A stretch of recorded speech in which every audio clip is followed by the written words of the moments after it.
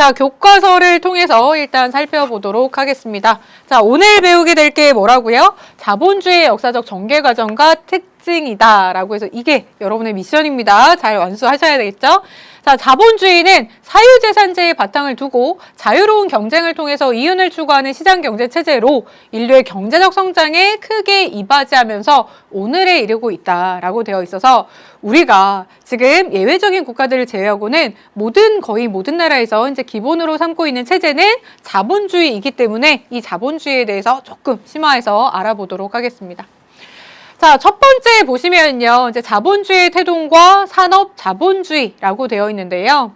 15세기 말 신항로 개척 이후에 유럽에서는 절대왕정의 중상주의 정책에 힘입어서 상품의 유통 과정에서 이윤을 추구하는 상업자본주의가 발달하였다라고 되어 있는데 중상주의라고 했을 때에는요. 우리가 어떻게 나와 있냐면 쉽게 생각을 하시면 상업을 중시한다라고 체크를 하시면 되겠습니다. 상업을 장려하면서 수출을 적극적으로 권장하고 수입은 극도로 막는 보호무역을 펴는 정책이 중상주의다라고 해서 자국 나라의 이제 상업을 중시하다 보니까 우리가 그 중에서도 수출은 굉장히 적극적으로 권장을 하게 되지만 수입은 막게 된다라고 하는 거를 이해를 하시면 되는데요. 자, 일단 우리가 산업자본주의에 대해서 이제 알아보셔야 되는데, 자, 산업자본주의에 대해서 교과서에 또 어떻게 설명을 하고 있냐면, 자, 상품의 유통 과정에서 이윤을 추구하는 상업자본주의가 발전하였다라고 되어 있습니다. 여러분, 산업자본주의와 상업자본주의가 굉장히 유사하지만 여러분 잘 알아두셔야 되는 게 상업이라는 것은요, 유통 과정에서의 이윤을 추구합니다. 내가 상품을 생산하는 것 자체에서 뭔가 이익을 남기겠다라는 게 아니라 예를 들면 인도의 향신료를 가져와서 그죠? 이것을 유통하는 과정에서 내가 이득을 보겠다라고 하면 이것이 상업자본주의입니다. 아시겠죠? 그런데 자, 이 상업자본주의가 발달을 하다가 18세기에 영국에서 어떤 일이 일어나냐. 굉장히 정말 획기적인 일이죠. 산업혁명이라는 게 중요하게 나타나게 됩니다. 여러분, 산업혁명 하면 이제 생각해야 될 게요. 산업화, 공업화, 이제 비슷하게 쓰이기는 하지만 약간 다르긴 하지만 이번 강의는 산업화에 주력한 강의가 아니기 때문에 대략적으로 설명을 드리겠습니다.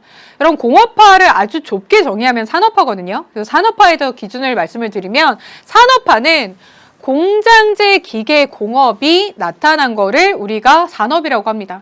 예전에 농산물, 이런 데에 우리가 집중했다면 이제는 기계 생산으로 인해서 기계라는 것이 발명이 되면서 대량 생산이 가능해진 시기, 이 시기를 이제 산업혁명이다라고 얘기를 하잖아요.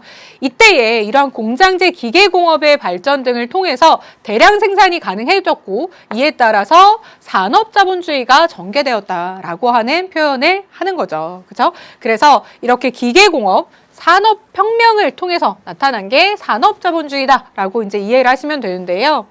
이때에 나타났던 애덤 스미스라고 하는 사람의 사상이 굉장히 중요합니다. 이때 여러분들이 만약에 살고 있었다면 기분이 어땠을 것 같아요? 세상이 바뀌는 걸 보면서 와, 어떨 것 같다라는 예측을 하잖아요. 근데 이때의 사람들이 엄청나게 이런 대량 생산에 이제 고무가 되었던 상황입니다.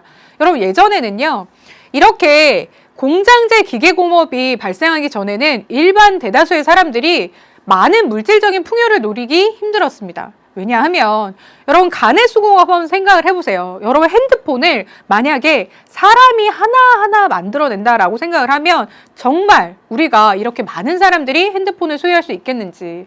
아니죠. 사람이 하나하나 부품을 만들어야 된다면 어느 세월에 그거 다 만들고 있겠습니까? 그러니까 대량 생산이 안 되면 우리가 많은 것을 만들어낼 수가 없다라는 것이기 때문에 그런 물질적인 풍요가 되게 소수에 한정이 되거든요. 근데 이제 기계로 찍어내다 보니까 되게 많이 생산이 되고 되게 많이 생산이 되니까 많은 사람들이 누릴 수 있었다라고 하는 거죠. 그래서 이때에는 사람들이 우와, 그동안 우리가 무언가를 누리지 못했다면 뭔가가 없어서 못 누렸던 건데 지금은 많은 것들이 이제 나타나니까 우리가 와, 이렇게 많이 생산하면 우리가 다 풍요롭게 살 수 있겠구나, 이런 생각을 했었던 거죠. 그래서 그런 상황에서 아담 스미스라는 굉장히 중요한 경제적으로 중요한 사상가가 뭐라고 했냐면 우리가 이 경제 상황을 그냥 잘 돌아가게 하려면 그냥 내버려 두면 된다.